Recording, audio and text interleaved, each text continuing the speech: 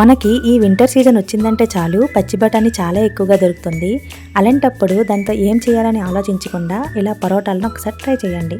చాలా స్మూత్గా చాలా టేస్టీగా కూడా ఉంటాయి. మరెందుకు లేటు, పదండి ప్రాసెస్లోకి వెళ్ళిపోదాం. ముందుగా గ్యాస్ పై కడాయి పెట్టుకొని అందులో 3 టేబుల్ స్పూన్ వరకు ఆయిల్ వేసుకోవాలి.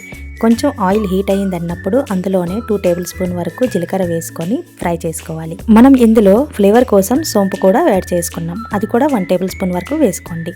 దాని తర్వాత పచ్చిమిర్చి, అల్లం తెల్లుల్లి వేసుకొని ఎక్కువ దోరపాదుగా కాకుండా లైట్గా ఫ్రై చేసుకోవాలి. పచ్చి బఠానీ ఈ సీజన్లో చాలా తొందరగా మొలకలు వచ్చేస్తాయి. అయినా పర్వాలేదు, అవి చాలా ప్రోటీన్ అనమాట. అందుకే ఎప్పుడు ఆ మొలకలను తీయకుండానే వేసుకోండి.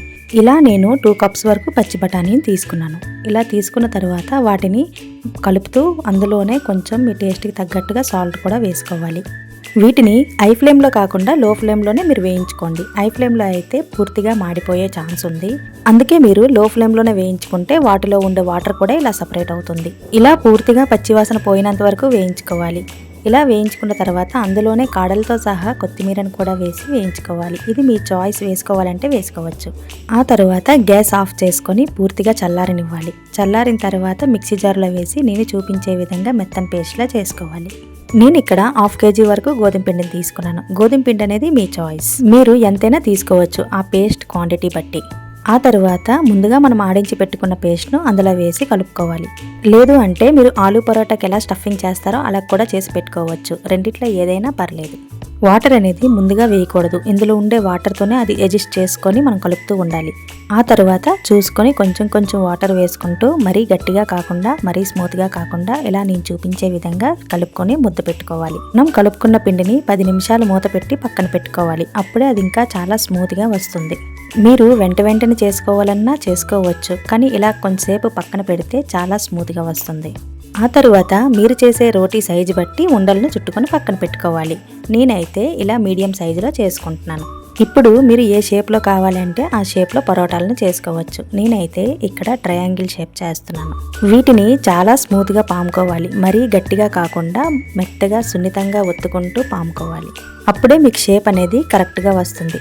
నేనైతే ఇలా ట్రయాంగిల్ షేప్ చేస్తున్నాను కాబట్టి మధ్యలో కొంచెం ఆయిల్ కానీ గీ కానీ మీరు అప్లై చేసుకోవచ్చు. నేనైతే ఇక్కడ గీ అప్లై చేస్తాను. అప్పుడే మనకి మంచిగా లేయర్లా వస్తుంది. మనం పచ్చి బఠానీతోని ఎప్పుడూ రొటీన్గా కర్రీ కాకుండా ఇలాగ మీరు పరోటా కానీ వీటితో పూరీ కూడా చేసుకోవచ్చు. సేమ్ ఇదే ప్రాసెస్ పూరీ కూడా మీరు చేసుకొని ట్రై చేయండి.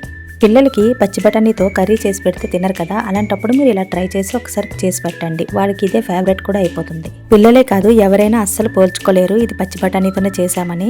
మీకు టైం కానీ ఉంది అన్నప్పుడు మీరు సేమ్ ఆలూ పరోటాల్లాగా మధ్యన స్టఫింగ్లా పెట్టేసి కూడా ఇలా పాముకోవచ్చు. సేమ్ ఇదే షేప్లో. నేను కొన్ని పరోటాల్లా మరికొన్ని రోటీల్లా కూడా పాముకుంటున్నాను. మీరు వీటితో ఆలూ కర్రీ కానీ లేదంటే పన్నీర్ కర్రీ కానీ లేదా టమాటా చట్నీతో కానీ చాలా టేస్ట్గా ఉంటుంది. ఇలా నేను రోటీ పరోటాల్లా పాముకొని పక్కన పెట్టుకున్నాను. మీరు కూడా వెంటనే చేసుకోవాలి అంటే ఒక్కొక్కటిగా చేసుకొని కాల్చుకోవచ్చు. నేను ఇలా రోటీల్లా పాముకొని పక్కన పెట్టుకున్నాను. ఆ తర్వాత గ్యాస్పై ఒక పెన్నం పెట్టుకొని పెన్నం హీట్ అవ్వనివ్వాలి. పెన్నం హీట్ అయిన తర్వాత మనం ముందుగా పాముకొని పెట్టుకున్న పరోటాను వేసి మీరు ఇష్టం బటర్తో కానీ లేదంటే మనం ఆయిల్తో కానీ నెయ్యితో కానీ కాల్చుకోవచ్చు.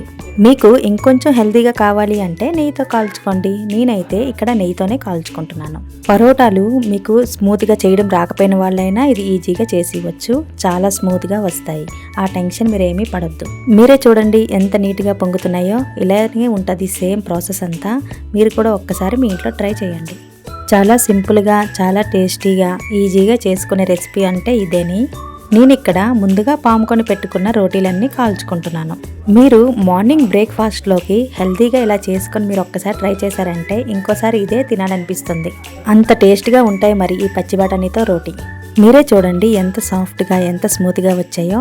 పెద్దవాళ్ళకి కానీ చిన్నపిల్లలకి కానీ ఈజీగా డైజెస్ట్ అయిపోతుంది. మీరు ఆ టెన్షన్ అనేదే పడద్దు. మీరే చూడండి. ఇప్పుడు చూసారు కదా ఈ వీడియో మొత్తం. మీరు కూడా మీ ఇంట్లో ట్రై చేసి ఎలా వచ్చిందో నాకు కామెంట్ సెక్షన్లో మీరు కామెంట్ చేయండి.